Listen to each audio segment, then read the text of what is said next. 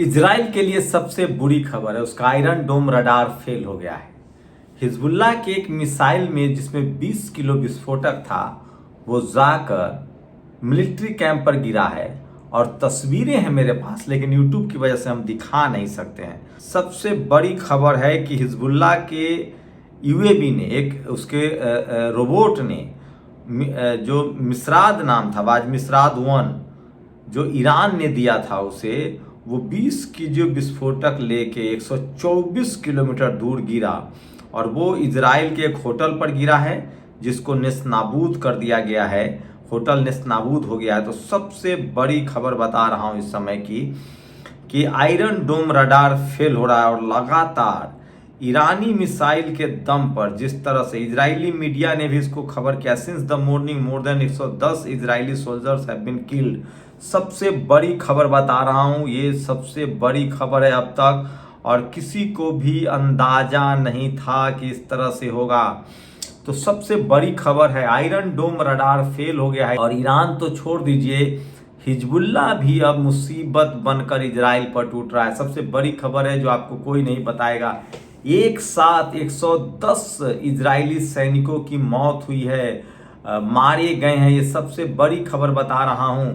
Israel का iron डोम radar जो है उसने अब काम करना बंद कर दिया है, ब्रेक हो गया है। और सबसे बड़ी खबर है जो इजराइल ने जो अटैक हुआ है, ये सबसे दुखी, सोचिए 110 इजरायली सैनिक एक बार में मारे गए हैं। ये सबसे बड़ी खबर है जो तस्वीरों में वायरल है और आप कल्पना नहीं कर सकते हैं कि ये इस समय की सबसे बड़ी खबर आपको बता रहा हूं कि किस तरह से इजराइल पर इस हमले से पूरा इजराइल सदमे में है। वहीं यमन ने भी ड्रोन से अटैक किया है तेल अवीव में। यमन के लड़ाकों ने ड्रोन से अटैक किया है तेल अवीव में।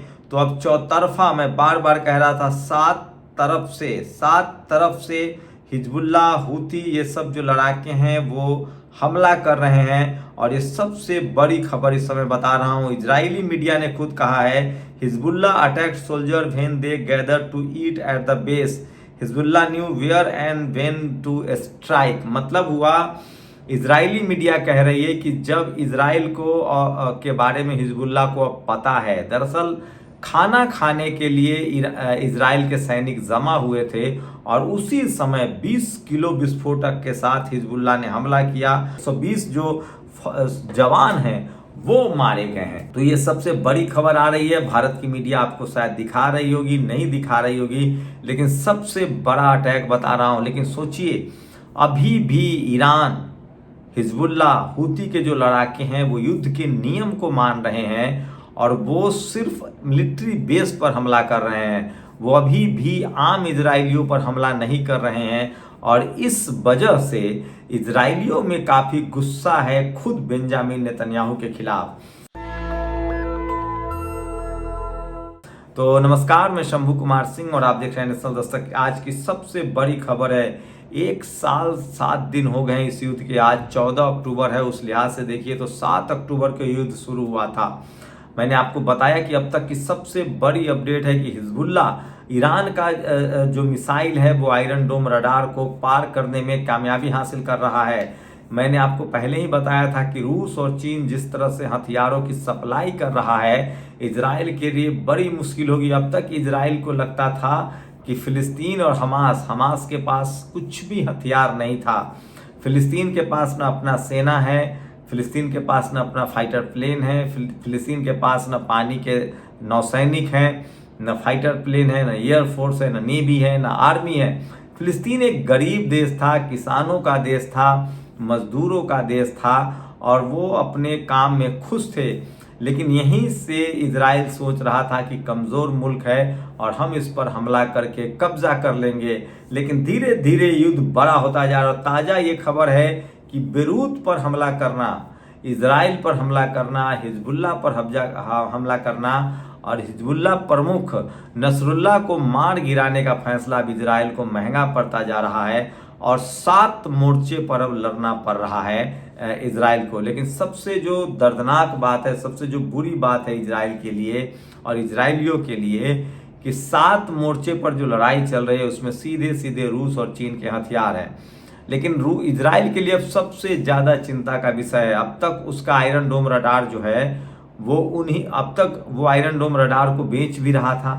दरअसल आयरन डोम रडार एक ऐसा टेक्निक है जो मिसाइल को रोकता है, जो किसी भी मिसाइल को रोकता है। अब तक इजराइल इसको बेचता था, इजराइल अपने ही मिसाइल से हमला करके बताता था, फिर आयरन डोम रडार जो है उसको डिटेक्ट करता था और उसको नाकामयाब करता था, और दुनिया भर में ये मैसेज गया कि आयरन डोम रडार जो है वो काफ़ी कारगर तकनीक है। लेकिन उसे पता नहीं था कि उसे चीन में बने, रूस में बने और ईरान में बने मिसाइलों से जब सामना होगा तो क्या होगा।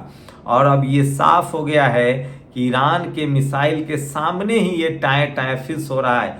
और आज की सबसे बड़ी खबर है कि इजराइल के 150 सैनिक लगभग मारे गए हैं।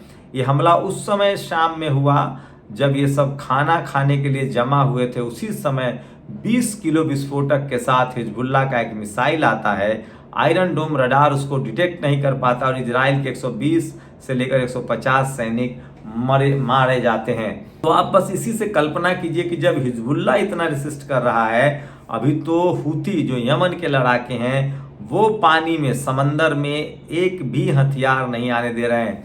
तो इजराइल के लिए तमाम मुश्किलें बढ़ती जा रही है। उसके पास हथियारों की कमी हो रही है क्योंकि अमेरिका के हथियार, कनाडा के हथियार, यूरोप के हथियार की सप्लाई रुकी हुई है, और समंदर के रास्ते जैसे ही उसको हथियार सप्लाई की कोशिश होती है, यमन के लड़ाके जो हूती हैं वो समंदर में जहाज को मार गिरा रहे हैं। लेकिन अब सबसे खतरनाक जो इजराइल के लिए हुआ है, आयरन डोम रडार फेल हो गया है और ईरान के जो मिसाइल हैं जो हिजबुल्लाह को अब सीधे सीधे मिल रहा है, क्योंकि इस युद्ध में ईरान शामिल हो गया है। मैंने आपको बताया था किस तरह से 2 तारीख के आसपास ईरान ने मिसाइल दागे थे और तब 200 मिसाइल में से कुछ ही मिसाइल आयरन डोम रडार डिटेक्ट कर पाया था और वो सारे मिसाइल मिलिट्री बेस पर गिरे थे। ये एक बड़ी खबर है।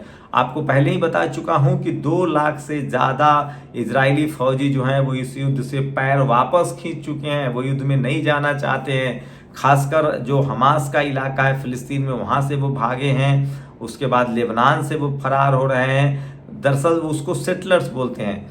आप सब जानते हैं इजराइल में मैंडेटरी है कि आपको सेना की ट्रेनिंग लेनी है। इजराइल में मैंडेटरी है कि आपको सेना की ट्रेनिंग लेनी है और इसी को सेटलर्स बोलते हैं और उनको युद्ध पर भी जाना होता है। लेकिन ईरान पर, मैं बार बार कह रहा हूँ, इजराइल अब तक ईरान पर हमले की गिरफ्तारी दे रहा है, धमकी दे रहा है, लेकिन वो हमला नहीं कर पाया है।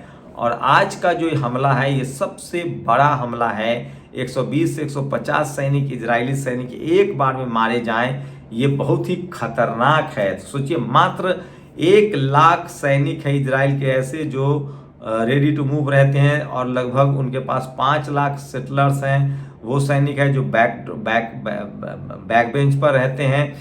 कुल मिला के 10 लाख सेना का वो इस्तेमाल करना चाहता है इस युद्ध में। लेकिन सोचिए, 10 लाख सेना 7 मोर्चे पर जुटेंगे, क्योंकि इजराइल को सिर्फ अब हमास और फिलिस्तीन से ही नहीं लड़ना है, हथियारों की भी कमी हो रही है, अर्थव्यवस्था चौपट हो रही है और बेंजामिन नेतन्याहू के खिलाफ गुस्सा बढ़ रहा है। लेकिन सोचिए, ईरान और रूस को मौका मिल गया है। रूस चाहता है कि यूरोप या तो यूक्रेन की मदद बंद करे और हमें युद्ध जिताए, नहीं तो उसका बदला हम इजराइल से लेंगे। अमेरिका में चुनाव है, वहां से कुछ फैसले नहीं आ रहे हैं क्योंकि दोनों दल, चाहे वो ट्रंप हो या कमला हैरिस हो, दोनों इस पर अभी चुप्पी साधे हुए हैं क्योंकि उनको मुसलमानों का वोट चाहिए अमेरिका में। ये सब जग जाहिर है। इसका मतलब साफ है कि इजराइल फिलहाल चारों तरफ से फंसा हुआ है और उस पर हिजबुल्लाह ने अपना हमला तेज कर दिया है। तो आखिरकार ये सबसे बड़ा हमला इस युद्ध में इजराइल को सबसे बड़ा नुकसान हुआ है।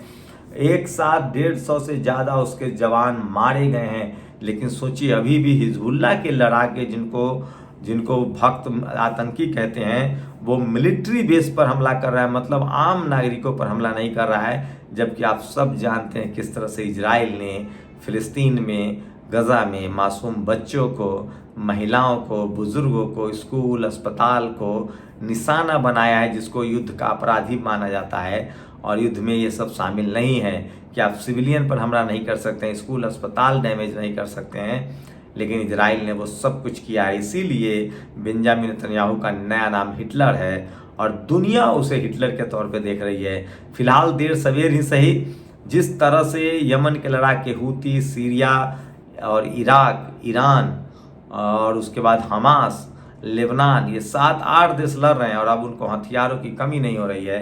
इजराइल के बुरे वक्त शुरू हो चुके हैं। नेशनल दस्तक की आपसे गुजारिश है कि अगर इसको बचाना चाहते हैं तो नेशनल दस्तक को सब्सक्राइब करने के लिए रेड कलर के सब्सक्राइब बटन को दबाएं, फिर बेल आइकन की घंटी दबाएं। नेशनल दस्तक को बचाने के लिए बहुत जरूरी है कि हर खबर को शेयर करें, लाइक करें, कमेंट जरूर करें।